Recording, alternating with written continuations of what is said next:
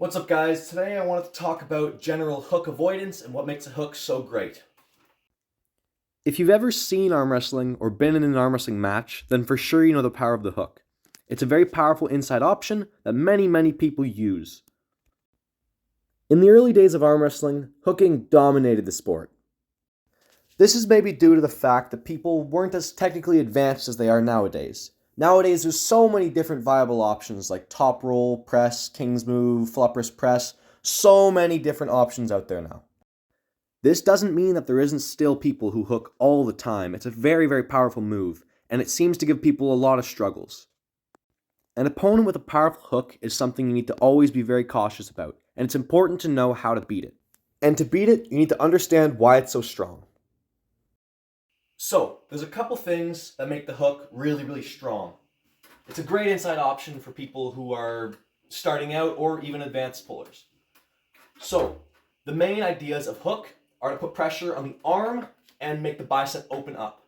So the way to do this is to set up, you push across. I'm pushing across to Habree, and I'm getting low. I'm getting low on the hand, and I'm making wrist-to-wrist contact. That's the most important part. Having the wrist-to-wrist contact puts a lot of pressure on the arm immediately and makes her have to open. So when I go for the hook, it's all on the arm. And the hand's not doing a whole lot. If she's trying to roll me out, then it is. But normally, it's all on the arm.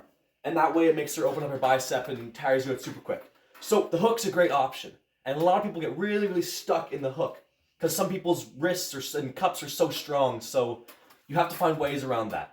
My personal way around that I feel is great to do and everybody should give it a shot at least once, is in the setup, you set up almost like a low top roll, like a low hand top roll, but you don't actually drop the hand. So the person's going to be doing the push pass, they're going to get the wrist, they're going to go for the hook, but in the setup you change it. So what Habree would do, because she's trying to hook me, is get like the wrist to wrist contact, and she wants me to go back to center like that. I wouldn't allow it. I would get high, and then I would go down, like a low hand top roll. This also creates space from our wrists, which makes it much harder for your opponent to hook you. The hand angle isn't the hand height isn't changing much. The only thing different is the wrist gets higher as well, and the arm angle changes. My forearm gets closer to my bicep, which makes it a much tighter angle and much stronger.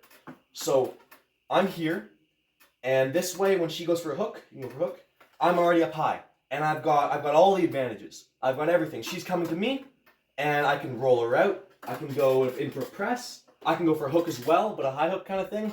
There's so many different options once you have the hand turned back into a better angle than she has. So once again, the hand's high, and then the wrist is high as well. So the hand's just normal. This way, when they say go, more here for center. When they say go, you go for the hook. I'm already ready. I'm already up high, I'm already turning in, my hand's in a better position than hers, and therefore you can beat the hook. You can roll, you can do lots of different things. So I suggest try that out in practice, see how you feel, and yeah, thanks guys.